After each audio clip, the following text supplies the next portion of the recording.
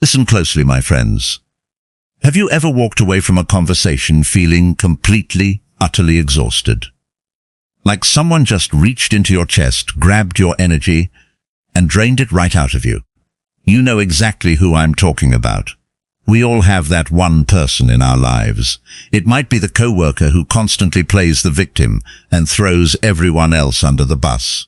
It might be the family member who twists your words, brings up mistakes you made 10 years ago, and makes every single holiday dinner about them. It might be the friend who subtly puts you down, masks it as a joke, and then tells you that you're too sensitive when you get upset. When we deal with these toxic people, our natural human instinct is to fight back. We want to argue. We want to defend ourselves. We want to lay out the facts, prove them wrong, and make them finally see how unreasonable, unfair, and hurtful they are being. We think that if we just explain ourselves one more time, the light bulb will finally go on in their head, and they will change. But here is the hard, painful, and liberating truth. You cannot win an argument with someone who is deeply committed to misunderstanding you. And when you try to fight fire with fire, you don't put out the fire. You just burn yourself down. You end up just as angry, just as bitter, and just as toxic as they are, the ancient Stoics. Men like Marcus Aurelius, Epictetus, and Seneca dealt with incredibly toxic, manipulative, and dangerous people every single day. Marcus Aurelius was the emperor of Rome. He was surrounded by senators who secretly plotted against him, advisors who lied to his face, and people who constantly tried to provoke him. Epictetus was born a slave and had to deal with cruel masters. They didn't have the luxury of just blocking someone on social media. They had to figure out how to keep their sanity and their peace in the middle of absolute chaos. And they did. They remained unbothered. They kept their peace. They didn't let the madness of others infect their own minds. How did they do it? What was their secret? Today I am going to show you the smartest, most effective way to deal with toxic people using Stoic philosophy. These aren't just nice, dusty old quotes to put on a wall. These are psychological shields. These are practical, battle-tested strategies that will protect your peace and completely disarm the toxic people in your life. Asterisk rule number 1. Stop trying to change them. The dichotomy of control. The biggest mistake we make with toxic people is thinking that we can fix them. We think that if we just love them enough, explain things clearly enough, or get angry enough, they will change. The Stoic philosopher Epictetus gave us the ultimate rule for life, the foundation of all Stoic thought. Some things are up to us, and some things are not up to us. Let's apply this directly to the toxic person in your life. You do not control their behavior. You do not control their mindset. You do not control their ego, their past trauma, their insecurities, or their desperate need to be right. Those things are entirely up to them. The moment you truly accept that you cannot change a toxic person, a massive weight is lifted off your shoulders. You stop wasting your energy trying to fix them. You stop expecting them to act rationally. You stop being disappointed and shocked when they act toxically because you finally accept that this is just who they are right now. Your only job is to control your side of the street. You control your boundaries. You control your reactions. You control who you allow into your life. When you stop trying to change them, you take away their power to frustrate you. You stop playing their game because you realize you were never going to win it anyway. Asterisk rule number 2. Starve the emotional vampire. The power of non-reaction. Toxic people are emotional vampires. They don't just want to argue. They want a reaction. They want to see you get angry, defensive, cry, or yell. Your emotional reaction is their fuel. It makes them feel powerful. It makes them feel in control. It distracts them from their own miserable lives. Marcus Aurelius, the most powerful man in the world at his time, wrote a brilliant piece of advice. The best revenge is to be unlike him who performed the injury. Think about that. When someone tries to provoke you and you get angry, you are becoming exactly like them. You are letting them dictate your mood. You are letting them pull your strings like a puppet. The smartest way to deal with a toxic person is to starve them of their fuel. In modern psychology, this is often called the grey rock method, but the Stoics mastered it thousands of years ago. When they try to pick a fight, give them absolutely nothing. Be as boring, flat, and unreactive as a grey rock. Use short, neutral, emotionless responses. I hear you. Okay. That's an interesting perspective, I see. Do not defend yourself. Do not explain yourself. Do not raise your voice. Do not roll your eyes. Just give them a blank, calm response. When they realize they cannot get a rise out of you, they will get incredibly frustrated. They will try harder at first, but eventually they will get bored. Emotional vampires need blood. If you give them nothing, they will move on to an easier target who will give them the drama they crave. Rule number 3. Shift your perspective. Pity them. Don't hate them. This is the hardest rule to follow, but it is also the most powerful and liberating. When someone is yelling at you, insulting you, or trying to manipulate you, it's incredibly easy to hate them. It's easy to think, what a terrible, evil, malicious person. But Marcus Aurelius had a completely different perspective. Every morning, he would remind himself that he was going to meet difficult people, and he told himself not to be angry with them, because they act out of ignorance. He believed that when people act badly, it is because they are ignorant of what is truly good. They are acting out of their own pain, their own deep insecurity, and their own internal misery. Think about it logically.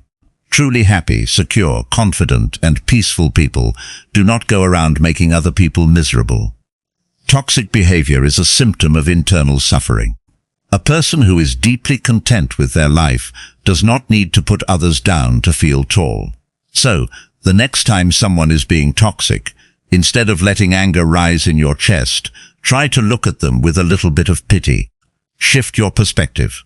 Think to yourself, wow, they must be in a lot of pain to act this way. It must be absolutely exhausting to be them. They must be so trapped in their own negativity. When you shift your perspective from anger to pity, their words instantly lose their sting. You stop seeing them as a terrifying monster, and you start seeing them as a sad, broken person throwing a tantrum.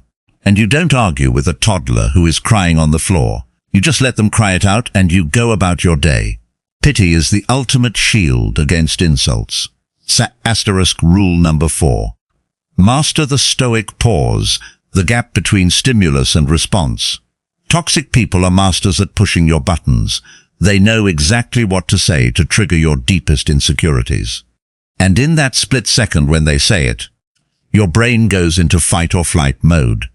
Your heart rate spikes, your face gets hot, and you want to snap back immediately with the most hurtful thing you can think of.